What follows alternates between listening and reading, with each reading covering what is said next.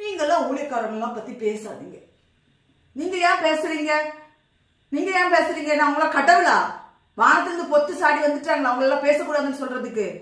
பேசுறதுக்கு கர்த்தர் அதிகாரம் கொடுத்திருக்கிற, பேசத்தான் செய்வேன். என்ன ஸ்தேவான மாதிரி கல்லறிஞ்சு கொல்ல போறீங்களா? கொல்லுங்க. இல்ல சிறைசாலையில பவுலும் சீலாவும் வைக்க போறீங்களா? வைங்க. கண்டிஷன் பண்ணி உபதேசம் பண்ணக்கூடாதாம்ல. ஊழியக்காரங்களாம் மனுஷன் கிடையாது. இன்னைக்கு ஊழியக்காரங்கன்னா கடலாக்கி வச்சுட்டீங்க. அப்புறம் எப்படி அவங்களை குறை சொல்லாதீங்கன்னு வாயில வர்றோம். கர்த்தர் தெளிவா சொல்கிறார், அவருடைய கனிகளினாலே அவர்கள் அறிவீர்கள். கர்நாடகாவில் அந்த ஊழியக்காரர் தன்னை தாழ்த்தி, அவரால் முடியுங்க, அவரால் எத்தனை வீடு வேணாலும் அவரால் கட்ட முடியும், எப்படி வேணாலும் அவரை வாழ முடியும். வேண்டாம், நான் கர்த்தருக்காக வாழக்கூடியவன், எனக்கு இந்த ஆடம்பரங்கள் அந்தஸ்து எதுவுமே எனக்கு வேண்டாம். கர்த்தருடைய பிள்ளைகள் கஷ்டப்படுறாங்க.